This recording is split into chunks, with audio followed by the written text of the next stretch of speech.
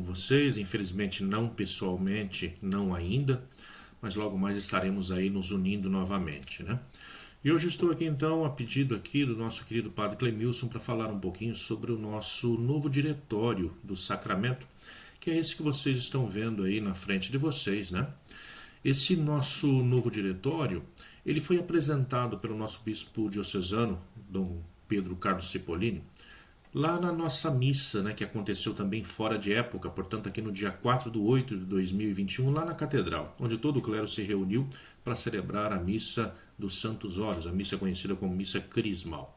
E lá então no final da celebração nos foi apresentado esse, que é o nosso novo diretório diocesano aí dos sacramentos.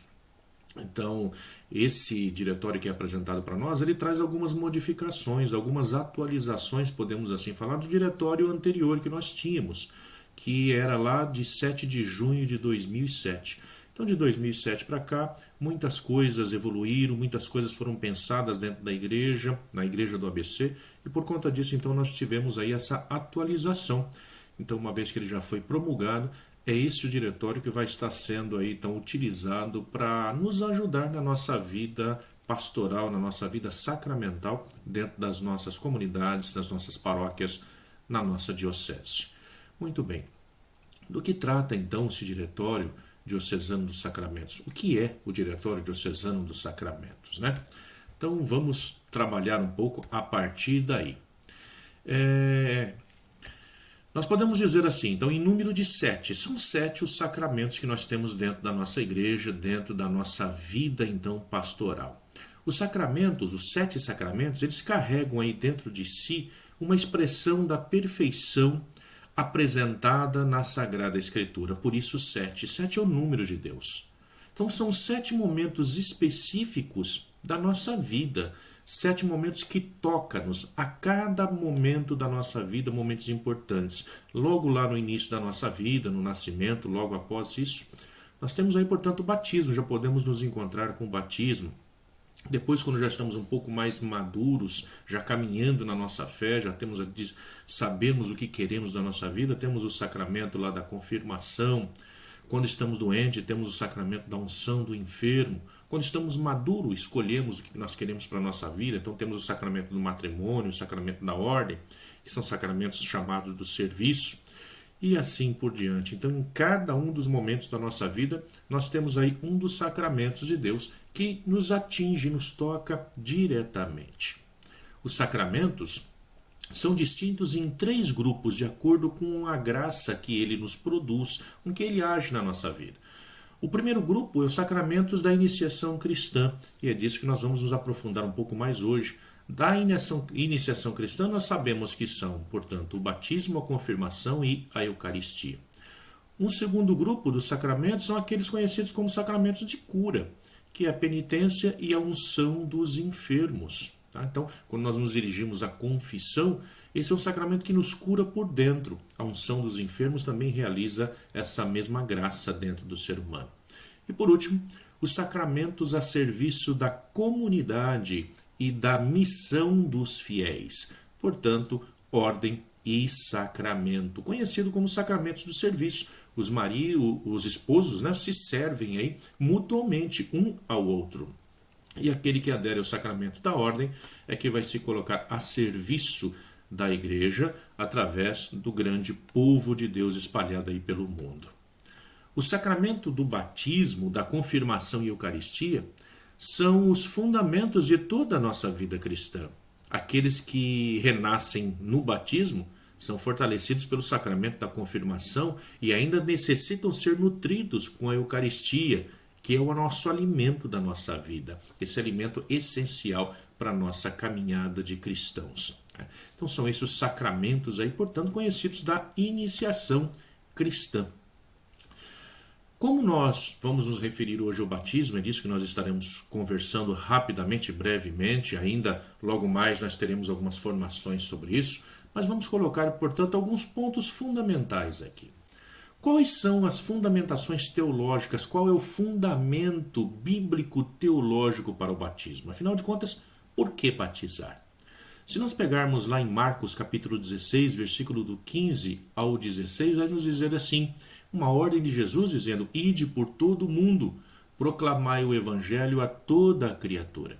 Aquele que crer e for batizado será salvo, o que não crer será condenado.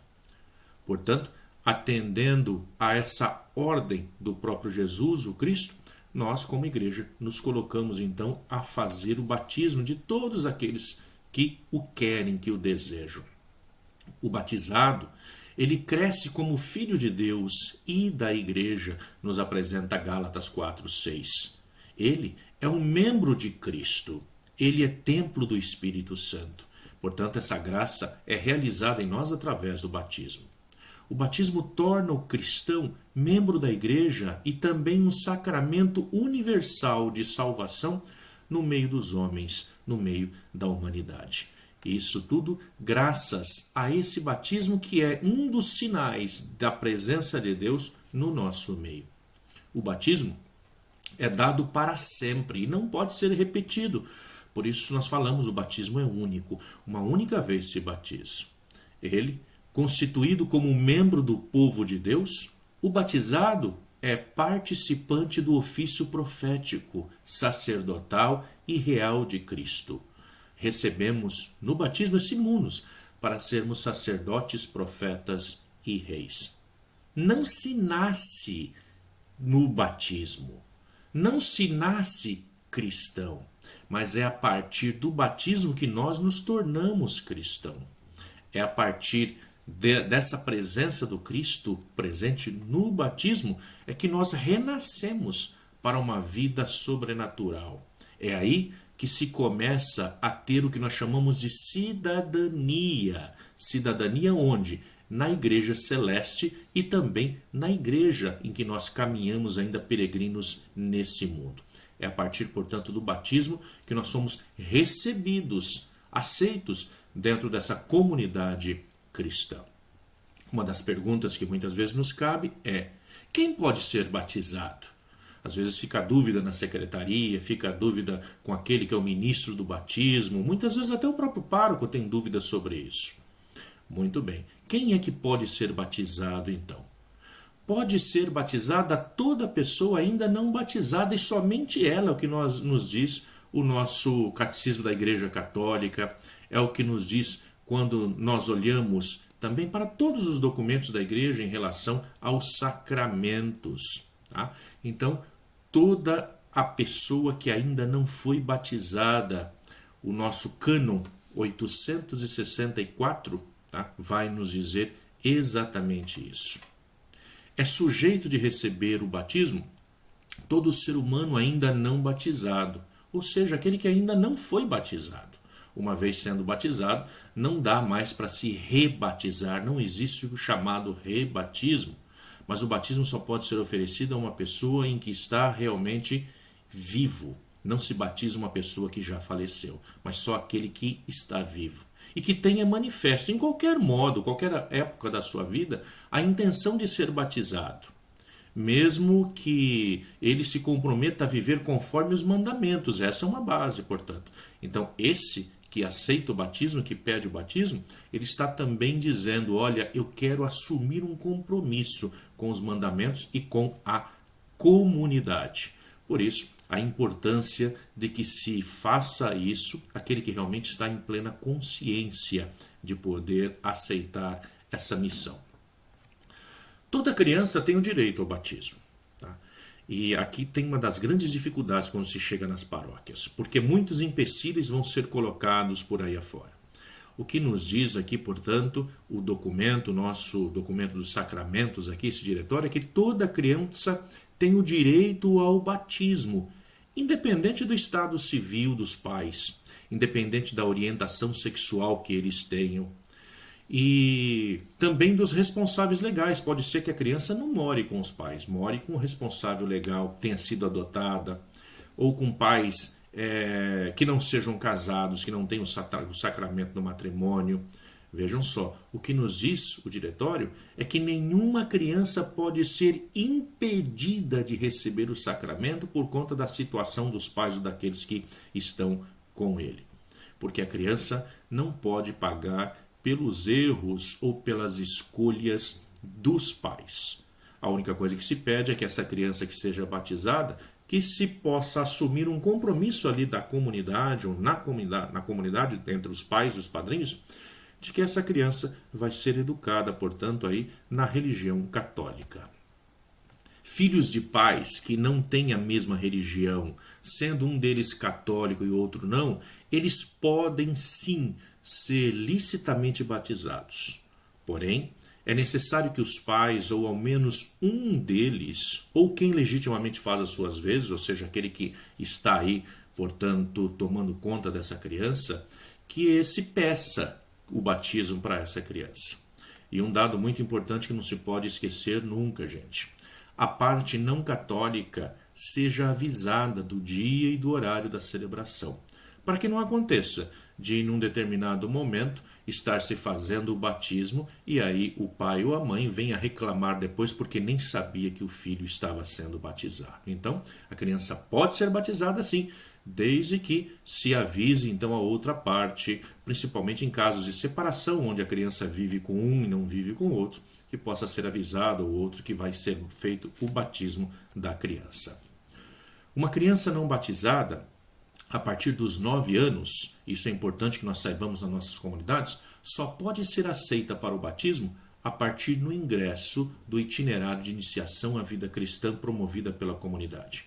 Uma vez que a criança atinge a idade dos 7 anos, portanto, ela já não pode mais ser batizada sem antes passar pelo processo da catequese. Ela tem que, juntamente com as outras crianças, passar por todo esse processo de iniciação cristã, para que depois sim, em uma celebração solene, ela possa então ser batizada e se alimentar no corpo de Cristo. São essas e tantas outras perguntas que muitas vezes ficam aí nas nossas cabeças, nós não sabemos como orientar as pessoas que chegam na secretaria paroquial. Esses cursinhos que nós temos aí para orientação sobre os sacramentos é algo que é importante que os nossos secretários e secretárias também participem. Então, hoje, nós ficamos aqui com essa breve introdução.